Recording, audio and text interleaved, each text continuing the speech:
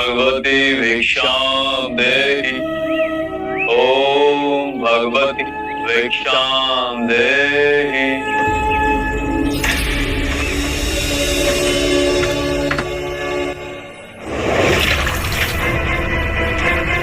बिना परिश्रम चावल का पानी ही मिलेगा। चावल चाहिए तो जाकर खेत जोतो। कल्याण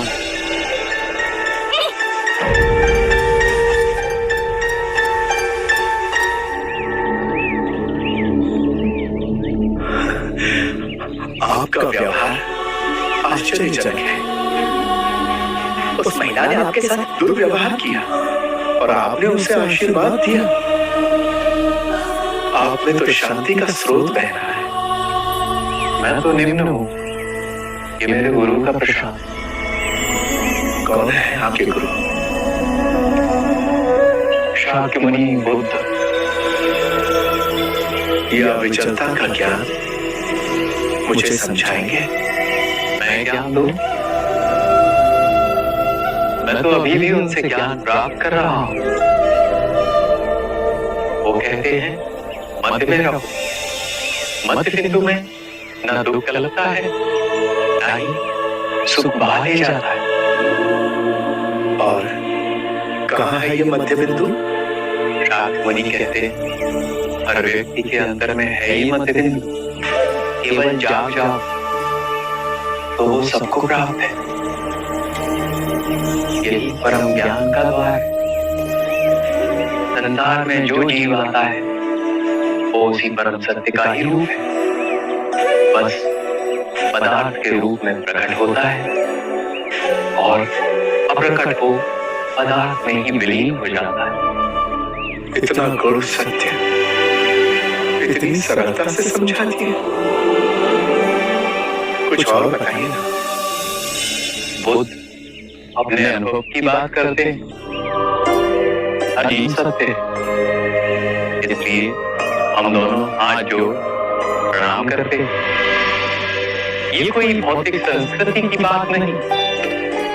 ये इस बात की सूचना देती है कि मेरे अंदर का परम सत्य आपके परम सत्य को पहचान रहा है। चाहे आपको ये ज्ञान हो या ना। क्या आपके गुरु मुझे अपना शिष्य स्वीकार करेंगे? अवश्य। हम शीघ्र ही मिलेंगे आपके गुरु शाक्यमुनि।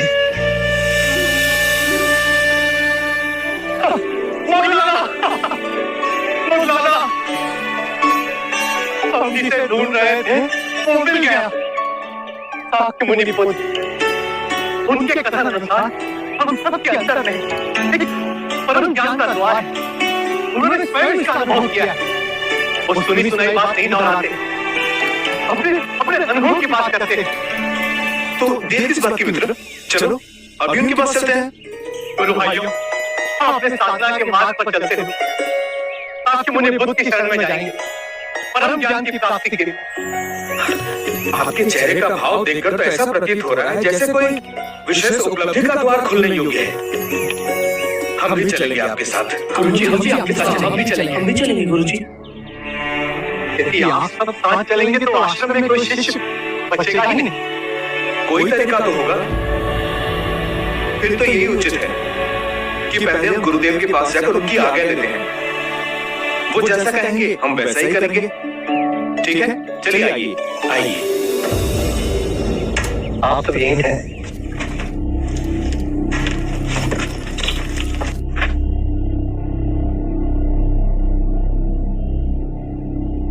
प्रणाम गुरुदेव।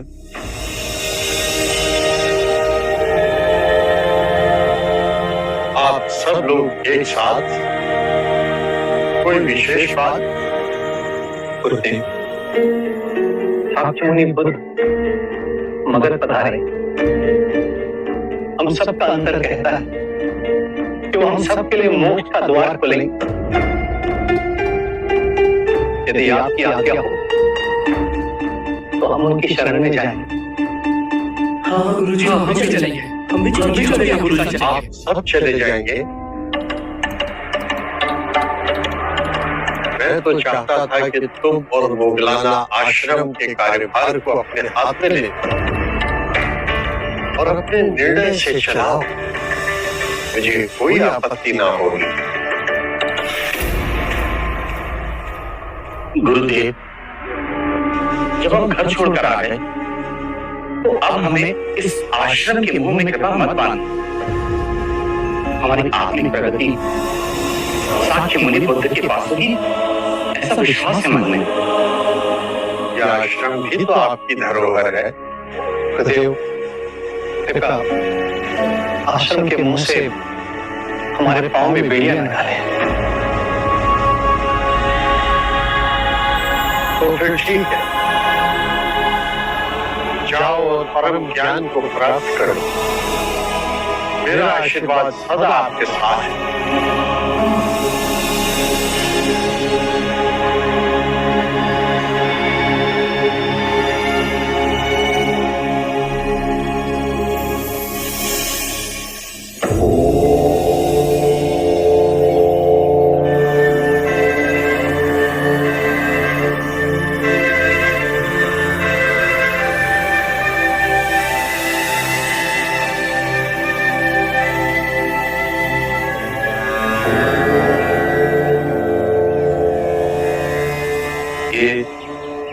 पुत्र, ये मोगलाना गुरुदेव संजय के शिष्य आपके भिक्षु बनना चाहते हैं। अपने सभी साथियों को ले आप सब आ गए। आपके गुरु संजय को आघात लगा होगा, उन्होंने हमें स्वयं अनुमति दी। बहुत बड़ा हृदय है उनका।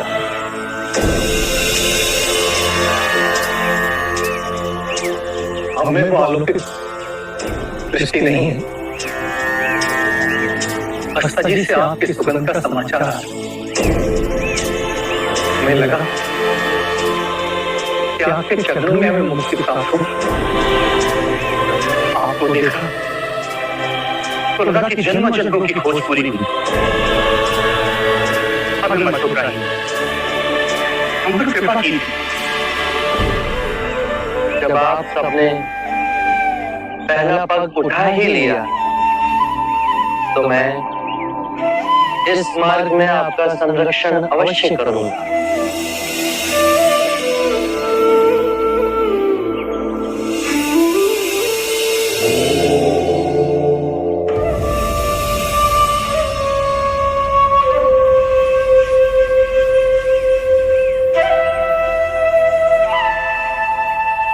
आपको ध्यान से क्या मिला गुरुवर? कुछ नहीं। क्रोध खोया, उदासी खोई, चिंता खोई, असुरक्षा की भावना खोई, वृद्धावस्था का भय खोया और मृत्यु के दर पर विजय प्राप्त हुई। मेरे भिक्षुओं, मैं अच्छे आचरण को ही सबसे उच्च मानता हूं। यदि जंगल में आग लग जाए तो उसे बढ़ने के लिए वो अपने मार्ग के सभी पौधों और वृक्षों को खाती है। जितना ईंधन खाती है उसकी अग्नि की तीव्रता और व्याग्रता उतनी ही अधिक बढ़ती जाती है। उसी प्रकार दुष्ट प्रवृत्तियां, क्रोध, चिंता, लोभ, भय तब तक ही बलवान रहेंगे जब तक हम उसे ईंधन देते रहेंगे। घृणा और लालच की अग्नि तब तक ही प्रज्वलित रहती जब तक हम उसे संसार की कामनाओं से बांधे रखते हैं। यदि किसी व्यक्ति का सारा ध्यान जीवन का परम दिव्य धन कमाने में, तो वो जितना कमाएगा उतना ही उसका मन कलेश से भरा रहेगा। वो कभी कभी संतुष्ट नहीं होगा। उसके प्राणों को हमेशा एक भय बांधे रखेगा। यदि ये धन समाप्त हो गया तो, यदि किसी व्यक्ति ने इन बीड़ियों को ही काट दिया तो ना उसे आने वाले कल की चिंता रहेगी, ना बीते हुए कल का बोझ। वो स्थिर रहेगा, जीवन के हर क्षण को जिएगा, मध्य में ही केंद्रित रहेगा। उसे इसी समय इस सृष्टि का आनंद प्राप्त होगा।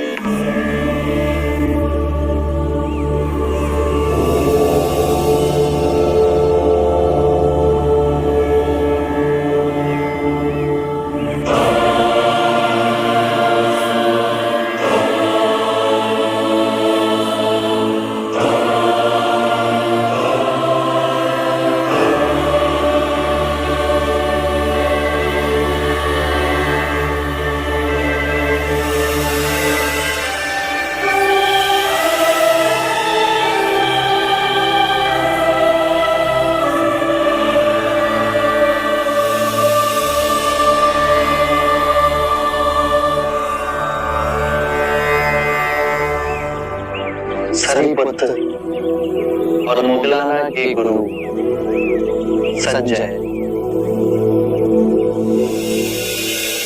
आपने कैसे जाना?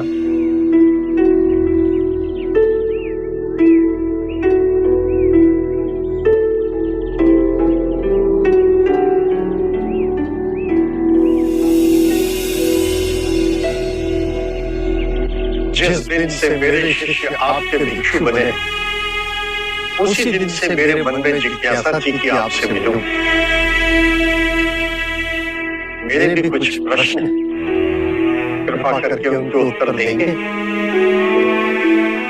अवश्य। आपका शिक्षण क्या है? आपका सिद्धांत क्या है? वैसे मेरे विषय में मैं कहूं तो मैं किसी सिद्धांत पर भरोसा नहीं करता। आपको अपने सिद्धांतों पर भरोसा ना होने में भरोसा है? क्या आप अपने अविश्वासी होने पर विश्वास करते हैं? ये तो वाक्यों का खेल। नहीं, ये आपकी बुद्धि का खेल है। मेरे विश्वास और अविश्वास का तो प्रश्न ही नहीं है। प्रश्न है कि आपके सिद्धांत क्या है? यदि कोई भी व्यक्ति एक बार किसी भी सिद्धांत को पकड़ लेता है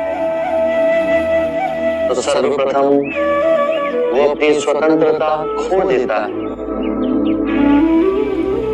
वो रूढ़िवादी होता जाता है। उसे लगता है कि जो उसका सिद्धांत है वही सही है, उसका विश्वास ही विश्वास है, बाकी सब असत्य है। और जहां विचारों की स्वतंत्रता की बनी हुई एक ही विचार घेरा डाल लेता है, मनुष्य और संकीर्ण होता जाता है। और यहीं से संघर्ष और द्वंद्व की शुरुआत होती है। किसी भी बात का विश्वास अविश्वास का भी विश्वास मुंह में डालता है। विचारों में बहुत शक्ति, वो अपनी पकड़ जड़ तक बना लेते हैं और उनसे आसक्ति आत्मिक मार्ग की सबसे बड़ी बाधा है। यदि उसमें उलझे तो परम ज्ञान का द्वार कभी नहीं खुलेगा। यदि आपकी शिक्षा का कोई पालन करता है तो क्या वो भी बंधनों में बंध जाता है? मैं अपने अनुभव की बात कहता हूं। मेरा मार्ग ना सिद्धांत है, ना ही दर्शन शास्त्र, केवल शुद्ध अनुभव है, परम सत्य का अनुभव। परंतु बुद्ध, यदि कोई आपके मार्ग को ही अपना सिद्धांत समझ ले तो? मेरा मार्ग अभ्यास का है। उसे ना तो किसी स्थूल पदार्थ की तरह पकड़ा जा सकता है, ना ही उसे पूजनीय बनाया जा सकता है। मेरा ज्ञान ऐसा समझे कि एक नाव है जिससे नदी पार की जा सकती है, परंतु नदी पार करने के उपरांत हम उसे अपने सर पे तो नहीं ढूंढे जाते ना। मन करता है कि आपके चरणों में गिर पड़ूं, किंतु अभी भी कोई ऐसी भावना है जिसकी पकड़ मुझ पर अब तक है। 3 तरह की भावनाएं होती हैं, सुखद, दुखद और तटस्थ। इन तीनों भावनाओं की जड़ें हमारे शरीर और मन में ही स्थित हैं। भावनाएं तरंगों की तरह उठती हैं और फिर स्वयं ही विलीन हो जाती हैं। मैं कहता हूं कि पहले इन उठती भावनाओं की गहराई में देखो, समझो, जानो इनका उद्गम कहां से हो रहा है। चाहे दुखद भावना आए या सुखद भावना, केवल ये देखो कि वो उठ कहां से रही है। जब उसके मूल में पहुंचोगे तो पाओगे वहां केवल शून्य, ऐसा शून्य जैसे नीला आकाश। वो शून्य तो है, परंतु सबको अपने अंदर समेटे हुए है, एक चादर की तरह। बस अभ्यास करो, धीरे धीरे अभ्यास करते करते ये पाओगे कि लहरें उठना बंद हो गई। परम शांति की जो झील हमारे अंदर में है वो तो विचलित ही नहीं हो रही। फिर और गहरे में जाओगे तो पाओगे कि भूल कहां कर रहे थे। जो नश्वर है उसे अविनाशी समझ बैठे थे। अज्ञान ही सभी विषमताओं की जड़ है। मैं केवल ध्यान की बात कहता हूं। ध्यान से अज्ञान दूर होगा। अज्ञान ना पूजा से, ना व्रत से, ना चढ़ावों से, ना किसी तप से समाप्त होगा। बहुत देर निद्रा में रहे संजय, उठो, जागो, स्वयं को पहचानो।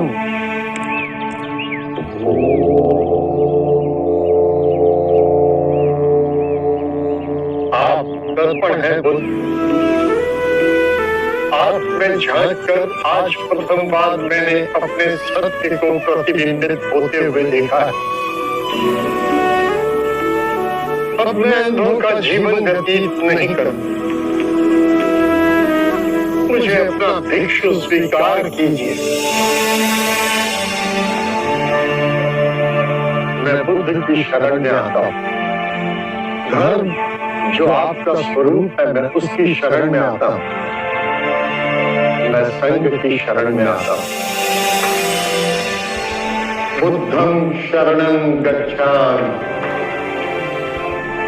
धम्मं शरणं गच्छामि, संघं शरणं गच्छामि।